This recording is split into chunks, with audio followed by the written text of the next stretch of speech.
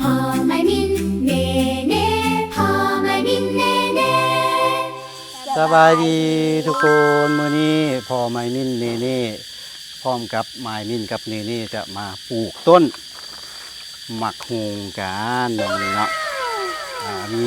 ลูกมือมาพร้อม2 คนมื้อนี้เมื่อก่อนเฮาก็มีหมักโจกแล้วอย่างอีกลูกมีหมักโจกแต่แล้วก็มีต้นน้ต้นเอาโอเคน้ำอีกน้ำอีกคือกันเนาะมาปลูกใส่ปะนี่ใส่บริเวณนี้เนาะต้นเก่ามันนี่เพื่อให้มัน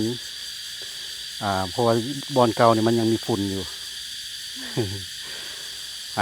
เริ่มปลูกกันเลยวันนี้นะเพิ่งจะเหยียบต้นนี้เดี๋ยวลูก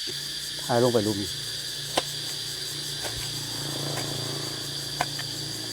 ขุดกลุ่มก่อนนิดนะเพราะว่าช่วงนี้ช่วงหน้าฝนนี่มันก็เราก็สิบ่ได้หดน้ำมันหลายปานใดให้ฝนหดให้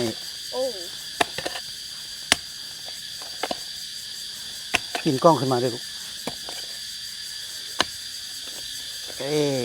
ต้นนี้พอได้สิปลูกไม่มีนวะไม่เคยกินกล้องมาลูกต้นนี้เป็นต้นเก่าดีกันลูกดีกันต้นนี้เป็นต้นเก่าแต่ว่าเขาสิเฮ็ดทำสาวมันที่ว่ามันเริ่มออกกิ่งออกมาแล้วเขาจะเริ่มออกกิ่งออกมาแล้วเขาจะเลือกเอากิ่งที่สมบูรณ์ไว้เพื่อว่าให้มันใหญ่ขึ้นมาได้กินหมากอีกเทื่อหนึ่งเนาะหอบหนึ่งโอเคมาปัดนี้ไม้มิ้นปลูกต้นนี้เนาะเอาโบได้อันนั้นหลายเอาโบได้ขุดกว้างหลายเพราะว่าดินมันพลอยอยู่แล้วมาเนี่ยบางกล่องโอเคพวิทย์กับมาฉีกอันนี้ก่อน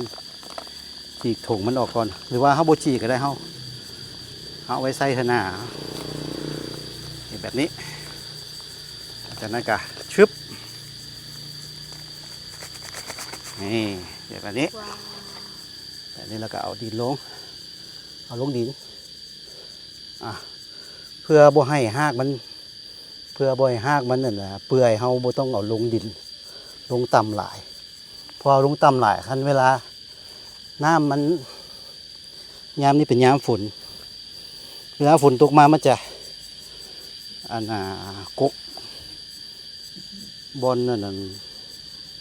ต้นมันบอลนี่มันจะแช่น้ำแล้วมันจะเปื่อยแช่น้ำแล้วมันจะเปื่อยแบบนี้เอานี่ถอยออกไปลูกถอยออกไปก่อนโอเคเป็นอย่างเขาจงปลูกเงียงเพื่อว่าเวลามันใหญ่มามันก็จะขึ้นซื้อมาเองเนาะปลูกเงียงให้มันออกมากไว้อันนี้ได้พันธุ์มาจากกันอย่างเกาะไปทางสารคามนะได้พันธุ์มาแต่ไทยนี่พันธุ์แขกดำตัวนี้นะตัวนี้พันธุ์แขกดำโอ้เบิ่งเหือเบิ่งเหือเห็นป่ะโอเคเรียบร้อยสำหรับต้นนี้มันเรียบร้อยแล้ววันนี้มาทางนี้ต่อวันนี้ไผ่จะปลูกต้นนี้นี่เหรอโอเคเอานี่ปลูกไปนี่นะทักทายกล้องแน่นี่วันนี้ ต้นนี้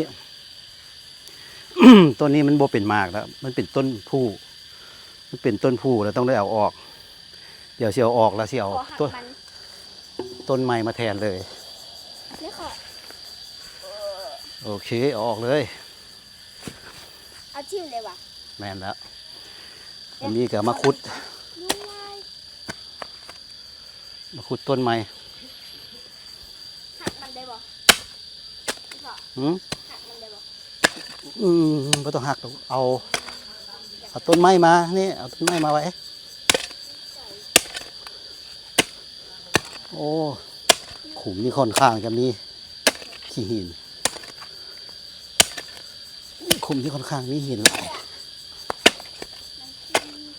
ยังจริงยังโตเด้อ โอ้ยุงหลายเลย อี อืมเอาพอคุดคุมเลิกเนาะ คุดคุมพอดีพอดี แล้วก็อุ้ย บอลบอล เราจะเอาไว้โนโนโนเงยขึ้นเอาลูกเงยขึ้นเอาอืม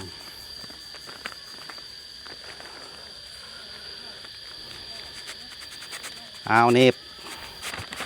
เอาเนบปู โอ้ my gosh โอ้ย เอาเงียงมาปึ๊บแบบนี้ก็ได้แบบนี้ก็ได้ผมมีอันน่ะเอาสรุปนี่ปลูกหรือพ่อปลูกเนี่ย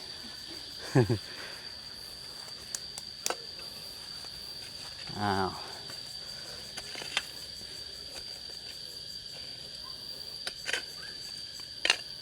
ประมาณนี้อีกคุมหนึง อันนี้คือมิ้นปู อีกคุมหนึงมาพี่ ไปสลับกันนะ อีกคุมหนึงมาพี่ขมอนขมอน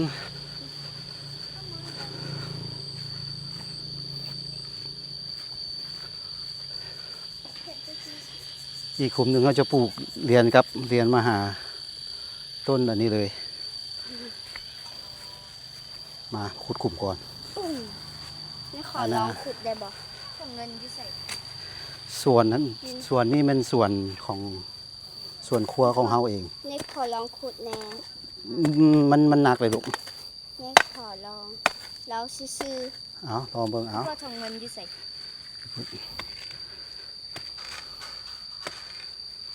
เอาคนอยากลองนี่ มันเหนียวบนนี่น่ะ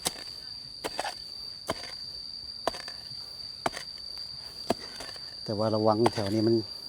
ถ้าไปมิ้นปู มันมีอ่ะนะ ถ้าไปมิ้นปู น้ำสร้างอยู่แถวๆนี้ อย่าลองขุด เอามีอยากลองขุด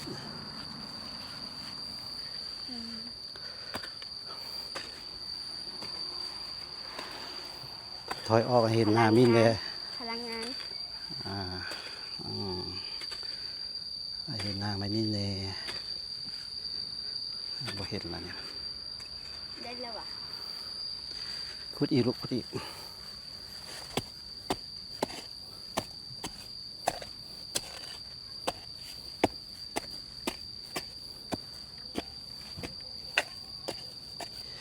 หลังจากมันต้นมันจับแล้วเราจังเอาฝุ่นมาใส่ นี่บีบแบบนี้ลูกบีบแบบนี้เบี้ยนี้มันจะมี3ต้นเลยป่ะ1 2 3เพื่ออย่างเพื่อเอาไว้เลือก ว่าต้นไหนจะเป็นต้นกระเทย ต้นกระเทยมันจะออกมากดี ดีก็ต้นเลยมันธรรมดาใช่ปลูกเงียงน้อยหนึงเงียงน้อยหนึงเพื่อให้มันเงียงไปทางทิศตะวันออกได้นี่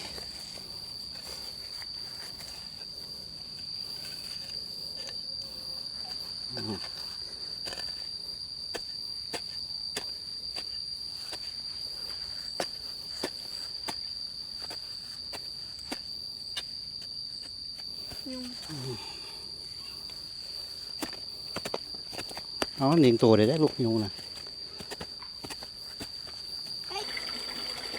อ้าวกำลังเห็นอย่างลูกเป่งน้ำวะ เป็นน้ อืม ำพอแล้วอ่ะ หยัง พอแล้วอ่ะ หยังอีกจักหน่อย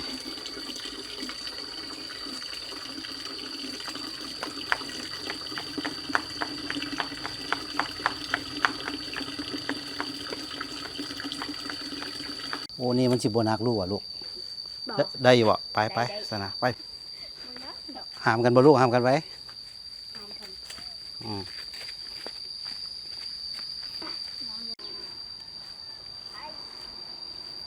นี่เด้ลูกเอา เออ เออ แต่ต้องหด ฮดอีกลูกฮดอีกเลยฮดอีกเติม นี่หดน้ำกัน ฮดอีกลูก คุณภาพ โอ้ มันดูดน้ำไหล ไปไป มันต้องการอะไร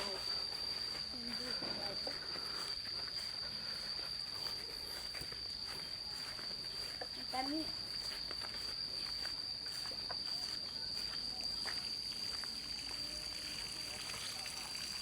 พอโอ้ เอาหมดอีก นี่สี่จุดวันมัน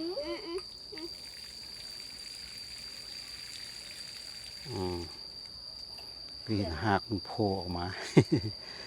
เอาบ่เป็นอย่างเดียวสิมาขุดใส่เติมมันเบิดแล้วว่าน้ำนะลูก ยัง ยังเอาใส่เบิดไหมลูกเอาใส่ต้นที่เขาปลูกใหม่นี่นะ เสีย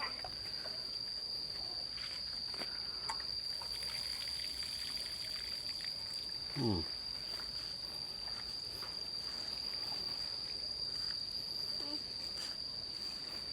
เบิดแล้วว่ะ ยัง เอาคือยังอีกอยู่ใส่ สองหูเบิดเลย อืม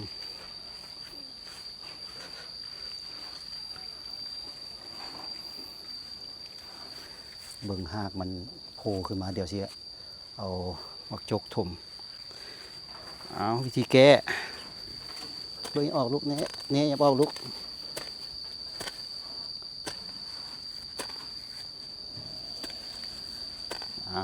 โอเคสำนี้ก็ได้แล้ว เพื่อให้มันมีห้องทั้งขอบให้มันระบายน้ำออกมักน้ำแต่บ่มักแส่น้ำต้นอันนี้นะมาวันนี้เรามาจบคลิปกัน เอาอีกประมาณ2 อาทิตย์หรือ1 เดือนเขาจะมาเบิ่งใหม่ว่ามันจะใหญ่หรือจะตายเป็นบ่ลูก เขาต้องหดน้ำตลอดตัว เราต้องหดน้ำตลอด โอ้ไก่ โอเค จบคลิปเท่านี้เนาะบ๊ายบายแล้วเจอกันเด้อ พ่อไม่มิน